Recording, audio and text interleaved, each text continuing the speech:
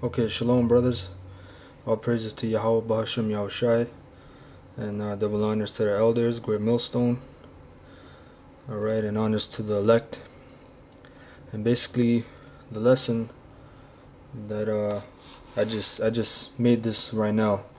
You know, I ran across this article on the site called White Watch, which I usually regularly go on, and it's called Blackface Black Peter popular among Dutch at Christmas.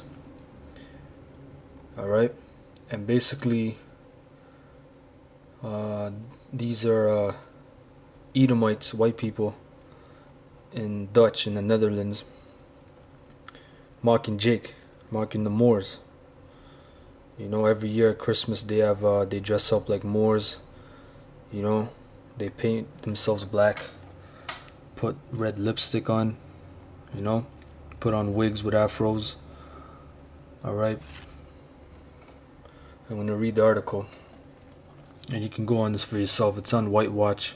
Just type in Google White Watch. And it says, in the Netherlands, everyone is quite aware of the Christmas character known as Black Pete. He's a little African slave who helps out Santa Claus. According to the Dutch tradition, Black Peter is responsible for carrying a book full of names of naughty children, along with a rod and a sack to take the bad children away. He also scatters candy for children.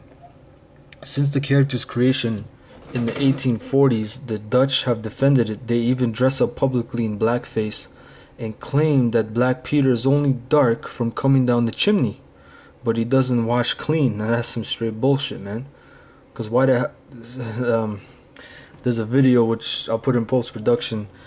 You know, if he goes down the chimney, his face is black. How the hell does he get an afro then?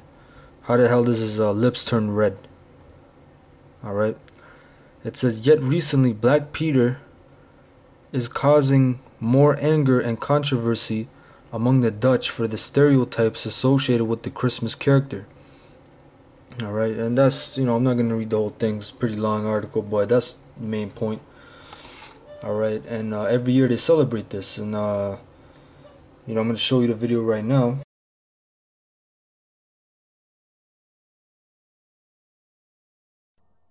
I'm here on the light supply for the culmination of the Sinterklaas parade, and I am told that as an American, this is something I have got to see.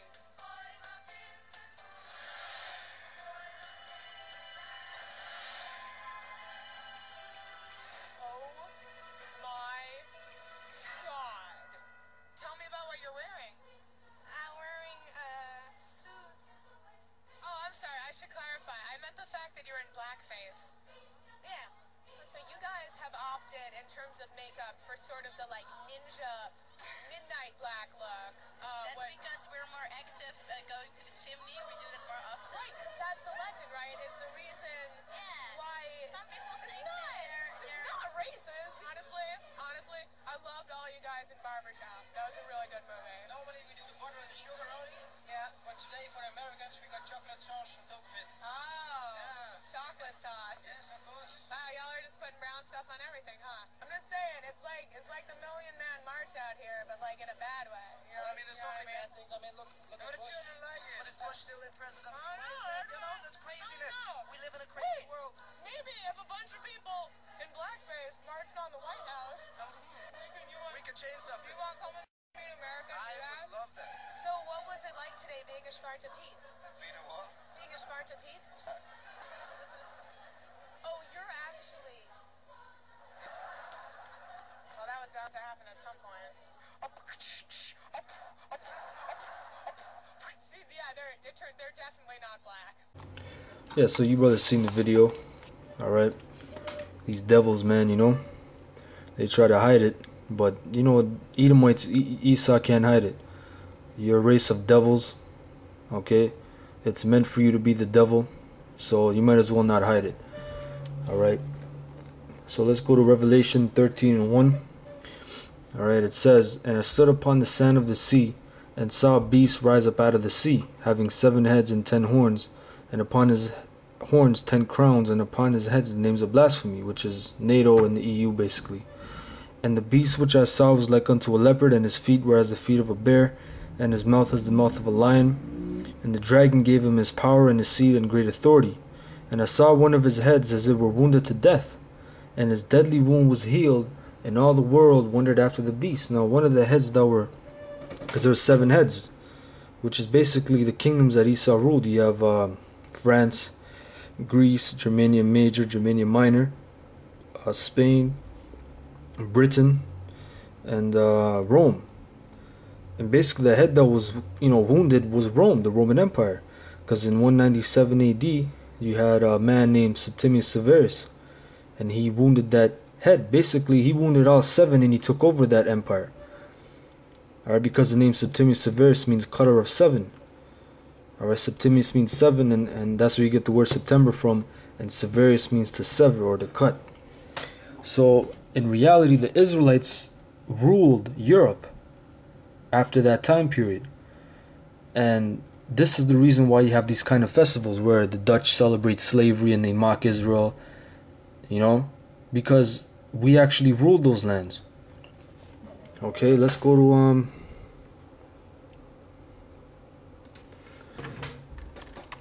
Revelation, Book of Revelations, the 20th chapter. Alright, 21. And it says, and I saw an angel come from heaven, having the key of the bottomless pit and a great chain in his hand. Alright, the bottomless pit represents Europe.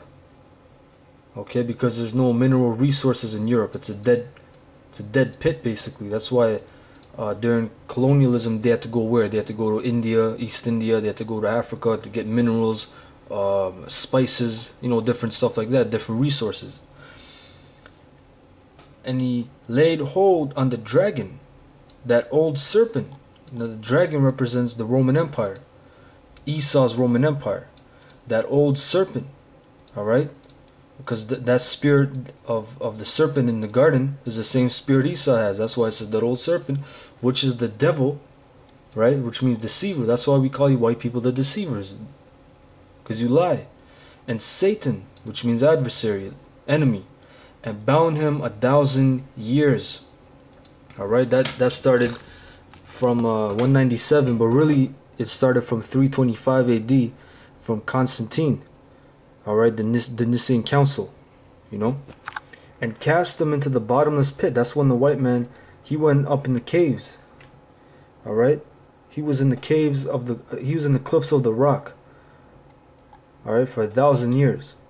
And shut him up and set a seal upon him, that he should deceive, that's a key word, deceive the nations no more, till the 1,000 years should be fulfilled. And after that he must be loose a little season. So when he got loose from that sentence, that prison sentence, what did he start to do? He started to deceive people. Because during the Renaissance, what did you have? You have the whitewashing of images, of icons. You had Caesar Borgia, whitewashing of angels, whitewashing of all the saints. That's deceiving the people. Okay? Calling themselves Jews, the chosen people of God. That's deceiving the people. Okay? And I wanted to go into this book right here. It's called Blacks in the Dutch World, right? By Alison Blakely. I'm going to hit up a couple pages here. This is on Google Books, by the way, which you can type in. Let's go to page 67. And here's a riddle they have. Alright.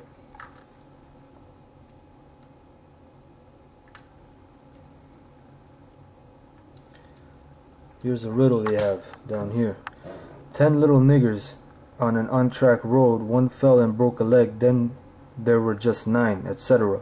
This jingle, still sung by teachers and pupils in the Netherlands today, is generally thought of as a cute, harmless counting exercise. It is an offspring of the 1860s American minstrel show ditty, 10 Little Injuns, and its British descendants, 10 Little Nigger Boys. Alright? That's what they sing in school, This is an image here. a 19th century joke. All right, this was a joke. This is a amusement that they put up in the 19th century. Okay, but like the elders say, man, you go up in the history. For example, you go to Nature Knows No Color Line. This wasn't no damn joke, man. Jake was popping white woman, man. You know, the Esau gets mad as hell, man, when the truth comes out. That's why they have to make these lies, these, you know, pointless things, basically. You know, I don't know how to really put it, because it's really pointless. You know, it's a joke, but it's not funny, because, you know, it's not true, first of all.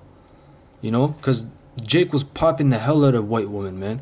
It tells you in the book The Golden Age of the Moors that the Moors took taxes from the Arabs, and one of the taxes that they took was a commodity, white women with blonde hair and blue eyes, by the thousands every year, man. Alright?